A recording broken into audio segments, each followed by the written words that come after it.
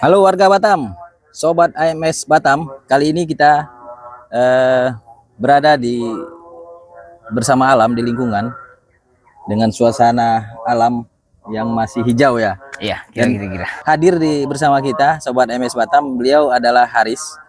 Beliau aktivis sekaligus penggiat sosial. Kita menyikapi beberapa kali dalam acara demo. Beliau termasuk salah satu termasuk aktivis yang giat, usia muda, memperhatikan lingkungan, memperhatikan masyarakat. Kira-kira kalau kaulah muda seperti beliau ada lebih dari satu untuk di Kota Batam, saya rasa Batam akan semakin wow. Selamat datang, Ya, Bang Haris. Apa selamat kabar? datang. Ya, sehat, Jadi, Bang. Bang Haris, kami menyikapi Ya. adanya gerakan-gerakan Bang Haris ini dalam menyikapi suasana Kota Batam, terutama terkait air nih dulu yang kita bahas ya. Iya, betul. Beberapa hari yang lalu ada kegiatan demo terkait air yang Betul. tidak disalurkan atau tidak Tidak memenuhi kebutuhan masyarakat, terutama masyarakat mana ini? Sebelumnya ya, perkenalkan. Ya. Saya Haris, kebetulan di bidang penggiat sosial dan juga LSM TKP. Ya. LSM TKP ini Lembaga Suara Masyarakat Transparansi Kebijakan Pemerintah. Oke. Yang kami juga memiliki bidang pendampingan terhadap masyarakat dan juga bidang pengawasan kebijakan teknis dan anggaran dari bagian pemerintahan. Gitu. Jadi dalam hal ini kenapa kita aktif menjadi suatu kontrol sosial terhadap masyarakat dan lingkungan, ini adalah menjadi tanggung jawab moral kita sesama warga yang ada di Kota Batam terhadap masyarakat juga yang ada di Kota Batam. Jadi memang kemarin itu sempat terjadi gejolak aksi. Masalah krisis air bersih di Kecamatan Batu Ampar, Kelurahan Tanjung Singkong dan Batu Merah. Iya. Jadi gimana tindak lanjut dari hasil yang wali kota sendiri turun pada saat demo? Kemudian apa hasil dari giat tersebut? Apakah air sudah kembali normal lancar atau gimana? Kalau terkait dengan demo, yang namanya demo ini kita bukan mencari suatu hasil, tapi adalah suatu bentuk penyampaian aspirasi kita terhadap pemerintahan. Makanya kita lakukan demo yang sudah dijamin juga oleh undang-undang ya tentang menyampaikan pendapat di muka umum. Nah, terkait dengan kemarin itu ya kita sangat menyayangkan sikap daripada pemerintahan, khususnya BP Batam.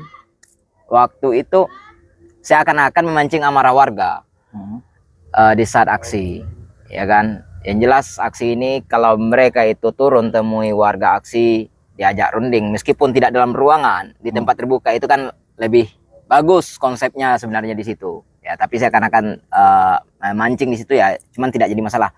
Cuman terkait air sampai saat ini ya, khusus ya di Batu Ampar, Bang.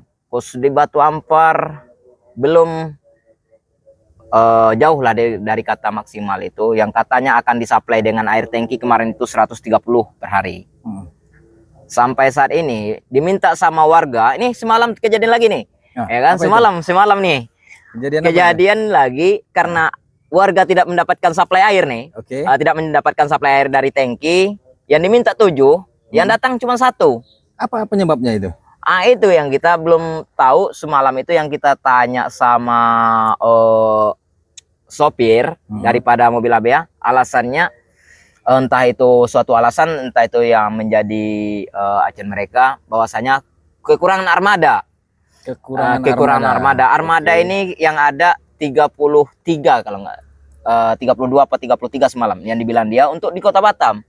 Sedangkan krisis air bukan di Tanjung Singkong dan Batu Merah aja kan gitu. Tapi kita melihat aksi teman-teman yang di lapangan menyuarakan. Kita salut juga dengan Bapak Wali Kota dan Ibu Li, mereka hadir juga. Iya, mereka tetap hadir. Mereka tetap hadir menerima aspirasi masyarakat. Namun mungkin dalam teknis Pak Wali dengan Bu Wali akan terus genjot ini untuk mengejar bagaimana air ini, karena sudah juga dengan aparat penegak hukum setempat juga ikut mengawal distribusi air ke lingkungan. Jadi ya kita apresiasi lah dengan pemerintah dan aparat penegak hukum di Kota Batam. Namun seperti yang ada kejadian-kejadian itu mungkin bisa ditelusuri oleh tim-tim ini. Kita minta kepada aparat penegak hukum dan instansi terkait agar dapat merealisasi pendistribusian air kepada warga khususnya warga Singkuang dan Batu Merah dan Kecong, Batu Merah. Batu Ampar lah, Batu Ampar. yang terdampak ya. Tapi kita melihat air di Batam ini, waduk kita udah kekeringan nih kayaknya di daerah dua waduk itu. Ya, Duriangkang sama Tembesi. Ya, kayak itu kita udah melihat penyusutan air. Kemudian yang jadi masalah ini apabila hujan tidak turun, kemudian air kita makin lama makin menyusut, hutan kita digunduli. Nah, ini kan banyak nih. Iya, betul. Bagaimana tanggapan Bang Haris nih terkait banyaknya hutan-hutan kita dirusak, digunduli, tapi setelah temuan-temuan di lapangan tak ada izin itu. Nggak ada papan pelang. Bagaimana pendapat Bang Haris? Ya, terkait dengan waduk krisis air lah ya. Kekurangan air ya. Biar air waduk itu bertambah ya kan, kita minum dulu, Bang. Oh ya. Biar air waduk itu bertambah ya kan. Ya, sambil diminum ya. Iya, sambil diminum kita. Cara santai nih. Jadi gini, Bang. Kita melihat situasi dan kondisi di Kota Batam, memang air waduk itu kita lihat memang berkurang daripada biasanya. Cuman ya inilah yang sangat kita sayangkan terhadap regulasi ataupun kebijakan pemerintah ini tentang pengelolaan lahan. Banyak yang kita lihat cut and fill, yang tidak berizin. Pastinya ya. Ya, kalau berizin tidak mungkin lah mereka buka tutup. Benar. Ya.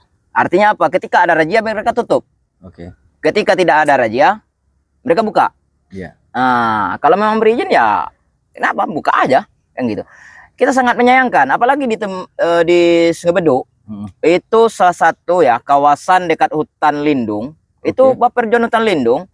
Kok bisa dikeluarkan sama pemerintahan itu PL-nya terhadap pengembang ya. Kita butuh di Batam ini, kita butuh pengembang. Benar. Kita butuh investor. Benar. Investasi. Benar. Untuk aset pemerintahan daerah. Benar. PAD. Tapi tidak melanggar regulasi yang ada ya. Janganlah semuanya dibabat, Pak. Satu hutan yang tersedia mau dibabat juga. Bagaimana tidak krisis air kan gitu. Kita lihat tuh di Punggur dah habis tuh.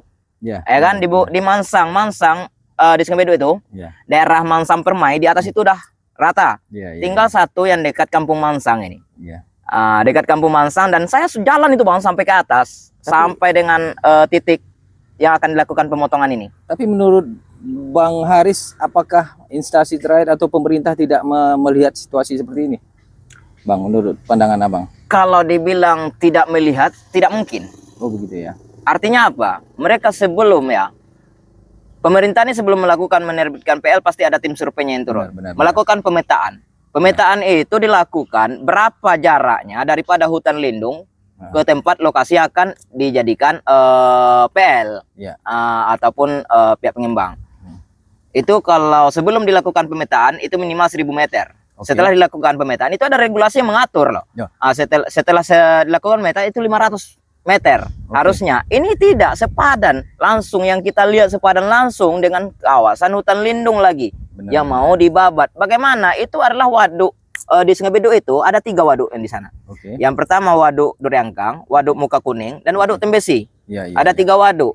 Bukit diratakan semua, bagaimana tidak habis. Ini di Bukit Pista. Kemarin sudah sempat dihentikan. Iya, benar. Ya, sudah sempat dihentikan, sekarang beroperasi lagi. Nah, itu yang menjadi perhatian ya, Bukit Vista. Kita melihat Bukit Vista itu akibat daripada penggundulan itu, jalan yang menuju Sungai Ladi itu hancur itu. Iya. Mulai bergelombang itu. Bergelombang. Sekarang kayaknya makin parah itu. Tapi tidak ada tindak lanjut, saya perhatikan tidak ada. Tapi ada jalur yang akan dibuat. Kita lihat jalur yang akan dibuat dari Laluan Madani menuju simpang Laluan Madani menuju ke arah Baloi, dan itu akan dibuat jalur ke arah Sekupang. Itu menurut keterangan yang kita dapatkan. Terus masalah yang timbul dari kegiatan cut and fill ini memang berdampak kayak yang dari Nongsa dibuang ke mana? ke Tanjung Uma.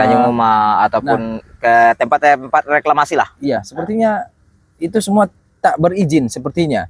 Tapi apakah dari sisi Bang Haris nih selaku aktivis, selaku penggiat media sosial, pemerhati lingkungan juga, bagaimana sikap Bang Haris? Ya, inilah yang sangat kita sayangkan sama pemerintahan kita. Kita bukan otomatis menyalahkan pemerintahan itu secara langsung. Namun mereka itu kan bekerja, ada regulasi yang harus mereka patuhi. Ada regulasinya, apakah itu PP, Perwako, ataupun Permendagri dan Undang-Undang Dasar. Nah, terkait hal ini, setiap kegiatan yang dilakukan kan ada efeknya untuk masyarakat. Untungnya masyarakat apa? Masyarakat bisa bekerja. Dan satu sisi kita juga harus kaji analisis dampak lingkungannya apa. Benar. Jangan kita hanya memikirkan ekonomi tanpa memikirkan efeknya. Benar. Imbasnya semuanya ada. Lihat, kita melihat ya di Nongsa. Ini maaf, di Nongsa itu tuh udah macam Lubuk Wali ya kan. Dalam itu. Ini bahaya loh. Tambang boleh tambang, silakan tambang, tapi kasih pencerahan sama mereka sampai di mana batasnya yang boleh digarap, mana yang tidak. Jangan semuanya dibiarkan. Dan ini ya karena di sini di Batam ini kan ada LAM nih, Lembaga Adat Melayu.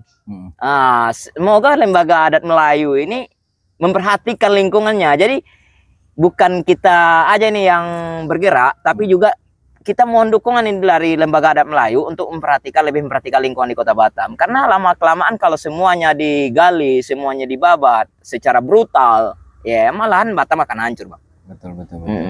Ya, kita tidak kita melihat dari segi Kota Batam nih, kota saat ini lagi gencar-gencar yang melakukan pembangunan. Memang kita paham investasi itu, kita tentu tidak akan menghambat investasi, namun harus mengikuti dengan regulasi yang ada. Saya mendapatkan info dari BB Batam bahwasanya sekarang bahasanya bukan cut and fill, tapi rekomendasi pematangan lahan. Nah, untuk mendapatkan itu mereka harus buat izin PBG, dulu IMB, sekarang PBG. Nah, untuk ngurus izin PBG itu tidak hal yang mudah.